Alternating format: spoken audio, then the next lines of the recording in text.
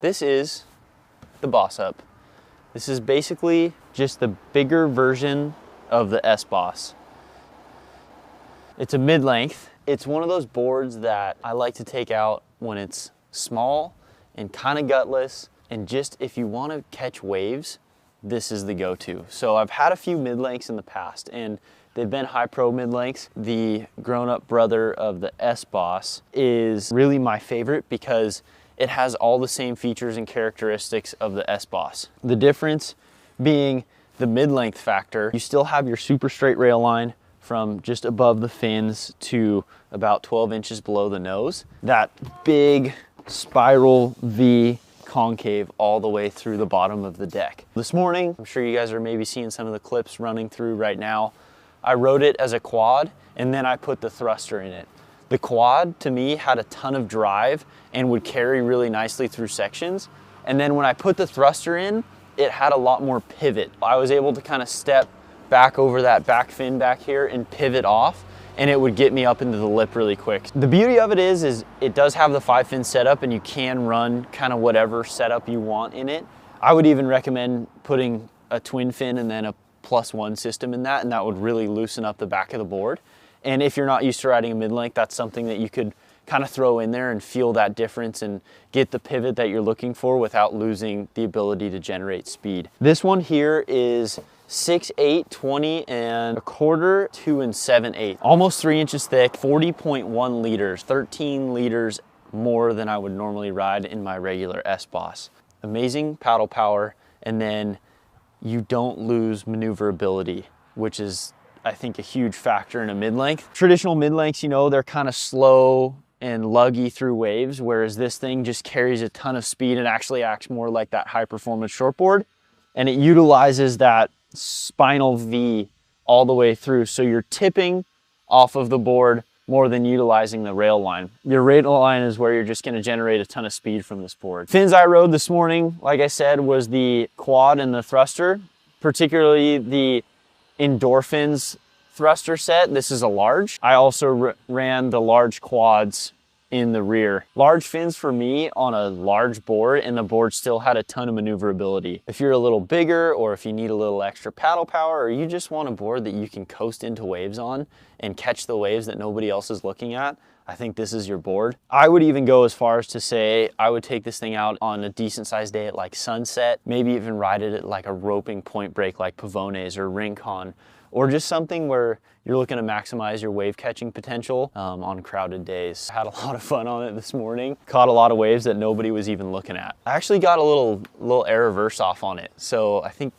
that was kind of my favorite wave because I went out and I didn't really have any expectations to do any airs on this board. And yeah, it was a small air, but the fact that I could get a 6'8" around was pretty unique feeling.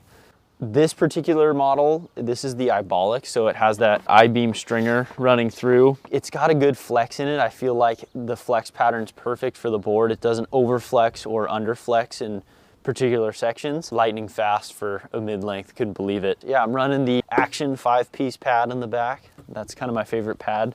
It's got dog hair on it right now because I have 2 Huskies. Backhand, it was really nice that I was able to kind of draw out lines on it. I feel like I don't actually go right all that often, just being a goofy footer. I felt like I was able to go really far out on the face and then rebound into the whitewash. Just with all this foam, it carries the speed out into the flat part of the wave. Has the maneuverability to kind of come back. Backhand, it felt really good. Forehand, for long of a board it is, it actually fits really well into the pocket of the wave. And when I was surfing this morning with Jason, it was pretty small for lower standards. It felt like it was loose, lively, and everything that you're looking for out of a shortboard, but it's a mid-length, and you kind of get that extra paddle power and foams. Backhand, forehand, it was working. It's gonna be one of those boards that stays in my quiver for a very long time because I know I can go out and have a lot of fun on it. I feel like riding a mid-length changes your perspective on your expectations for the surf, and by like lowering it, it makes everything so much more enjoyable. There's kind of removes all that additional pressure of performing, and instead it becomes more of just a process of enjoying. I've actually really enjoyed riding the longer boards the last few months here, especially down at Trestles and all like the average days, and it just makes you such a happier person instead of applying any extra pressure to surf well. Instead, just enjoy the experience.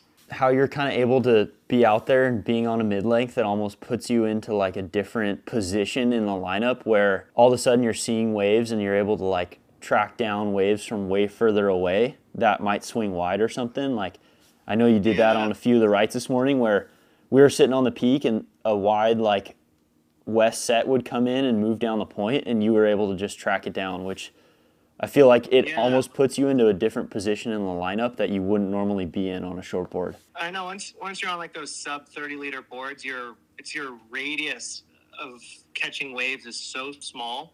Riding the mid-length, it expands your radius significantly, where all of a sudden an insider is catchable. The ones that shift wide that no one's even looking at are now obtainable and rideable. So it just expands your reach in a lineup. Did you notice like with the additional length, so there's a little bit more swing weight, that you definitely had to adjust your positioning like on the board, but also like how much more time it would take for the nose to come off the top? So you had to like slow down your movements and become more aware of how you're looking at sections too. Everything slows down a little bit, which is not a bad thing. I mean, people probably think slowing down is a bad thing in surfing, but when it comes to technique, and it kind of makes you analyze the wave a little differently, just read sections differently because you know you have more board under you, so it's not as responsive as like your high performance shortboard. You rely on the extra foam to kind of carry you through sections and get you back to the point that you want to be. Every variable is an option on that board for sure. All right, Jason, I'll hit you later. We'll send you this clip once it's ready to go. Just seeing this board evolve from being like a high performance shortboard into being a mid-length is pretty amazing. It can be a mid-length, it can be a shortboard, you name it, it's all doable. Go get your hands on one, try it. Wouldn't doubt that you love it.